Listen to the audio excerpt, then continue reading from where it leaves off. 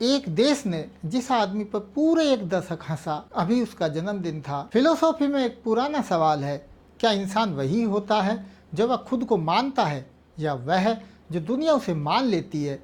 आज हम एक ऐसे व्यक्ति के जरिए ये सवाल पूछेंगे जिसकी पहचान उसके अपने हाथ में कभी नहीं रही। उसे राजकुमार कहा गया, फिर पप्पू, फिर एक दिन हंसी और हार से थक कर उसने जीतने की कोशिश छोड़ दी और चलना शुरू कर दिया, कन्याकुमारी से कश्मीर तक।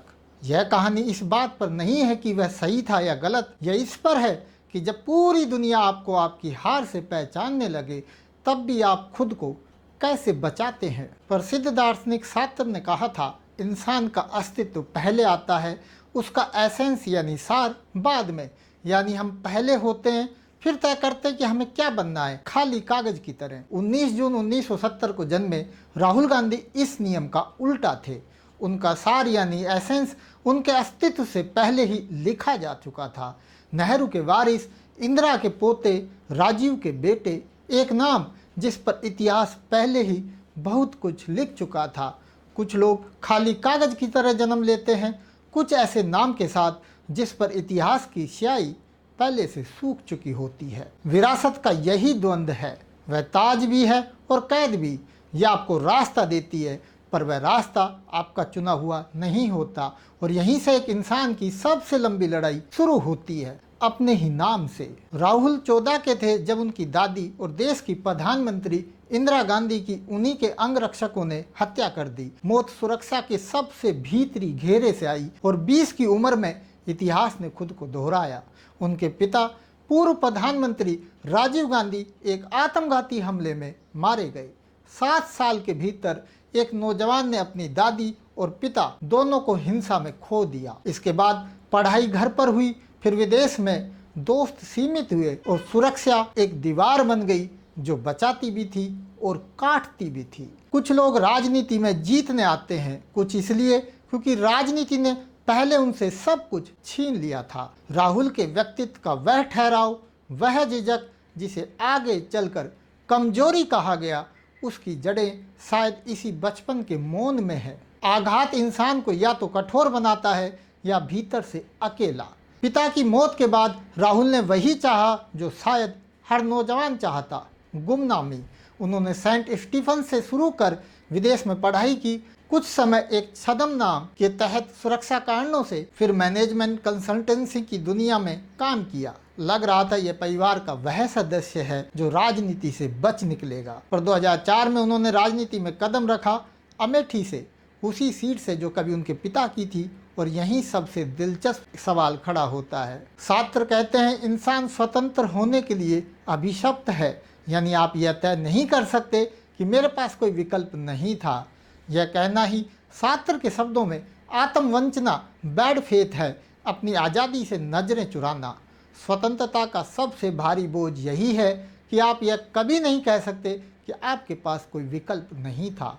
तो नियति ने मंच जरूर सजाया था, पर उस पर खड़े होने का फैसला राहुल का अपना था। और इसी फैसले की कीमत उन्हें आने वाले 20 साल चुकानी थी। उम्मीद और प्रोजेक्शन एक दौर था जब उन पर उम्मीदों का पहाड़ टिका था। यूपीए के सालों में उन्हें बदलाव का चेहरा कहा गया, भविष्य का प्रधानमंत्री।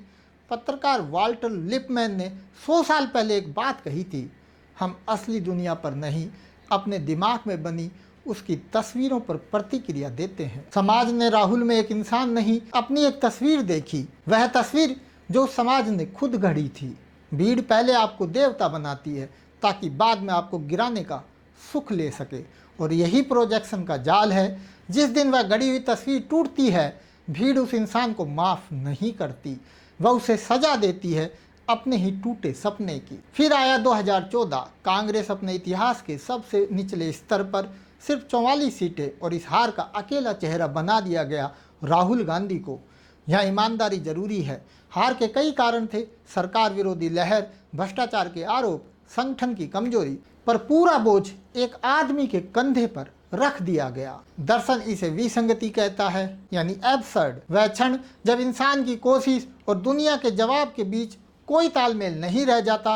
आप पूरी ताकत लगाते हैं और दुनिया सिर्फ हंसती है। इस विसंगति का असली सामना तब होता है जब आप जानते हैं कि पत्थर फिर लुढ़केगा और फिर उसे धकेलने का फैसला करते हैं। इस चैनल का नाम है पब्लिक स्फीयर यानी सार्वजनिक क्षेत्र। यह विचार दार्शनिक यूगन हाबरमास का है, एक ऐसी जगह जहाँ नागरिक तर्क से, बहस से सच के करीब पहुंचते हैं। लोकतंत्र की असली ऑक्सीजन यही है। पर हाबरमास ने चेतावनी भी दी थी, यह सार्वजनिक क्षेत्र धीरे धीरे एक तमाशे में बदल सकता है, जहां तर्क की जगह मनोरंजन और छवि ले लेती है। पप्पू नैरेटिव इसी पतन का उदाहरण था। एक इंसान की हर अधूरी बात, हर ठहराव को काट कर उसे स्थायी मजाक बना देना। जब तर्क की जगह तमाशा ले लेता है, तब लोकतंत्र की भाषा बहस से बदलकर मीम बन जाती है।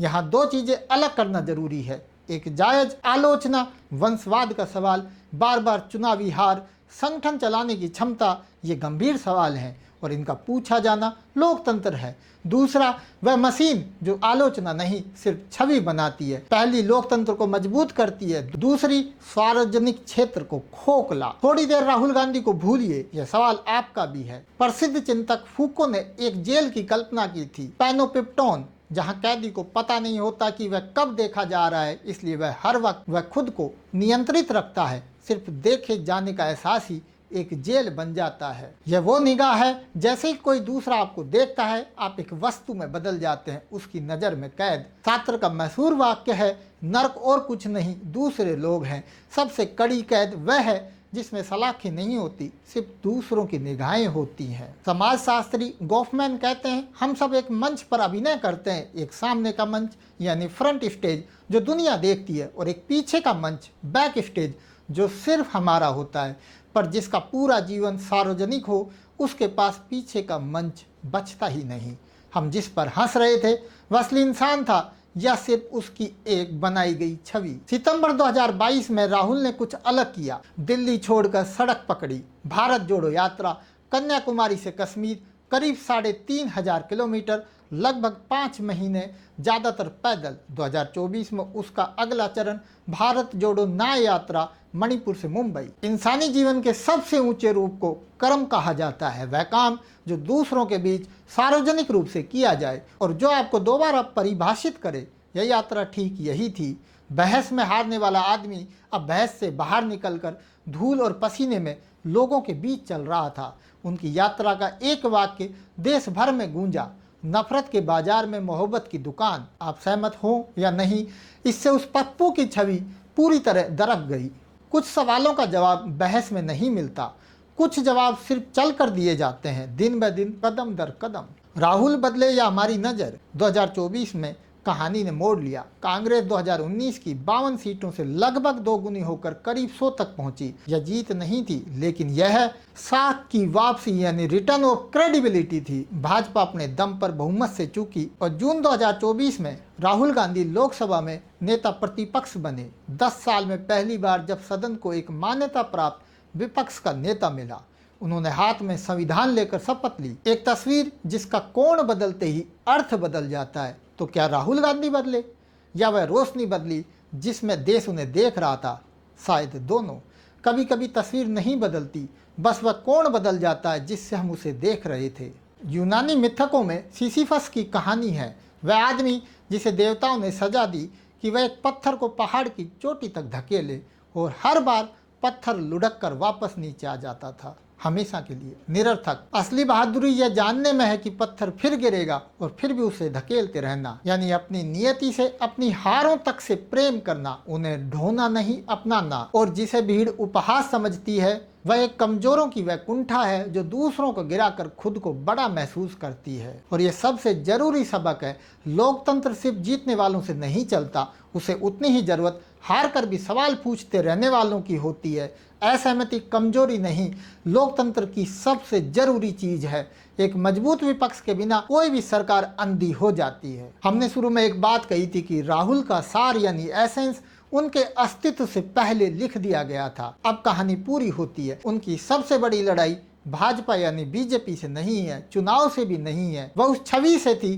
जो दूसरों ने घड़ी, और उस नाम के बोझ से जो विरासत ने थमाया। कहा जाता है वही बनो जो तुम हो, सुनने में आसान पर ये जीवन का सबसे कठिन काम है। दूसरों की दी हुई पहचान को उतार कर अपनी पहचान खुद गढ़ना, इसे प्रामाणिकता कहते हैं। सबसे बड़ी जीत दुनिया को हराना नहीं, सबसे बड़ी जीत वह छवि तोड़ना है जो दुनिया ने आपके नाम पर गढ़ दी। और यह लड़ाई सिर्फ राहुल गांधी की नहीं है, हम सब किसी न किसी छवि से लड़ रहे हैं।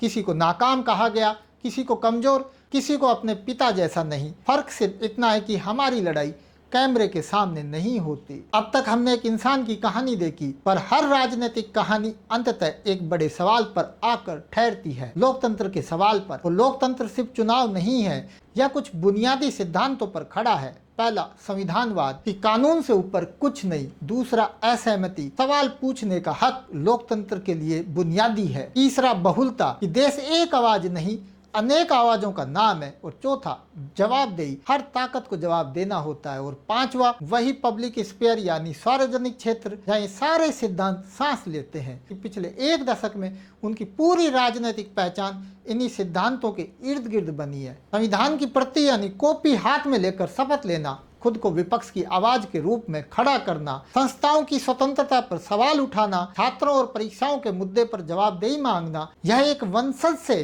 संविधान के पहरेदार तक का सफर है।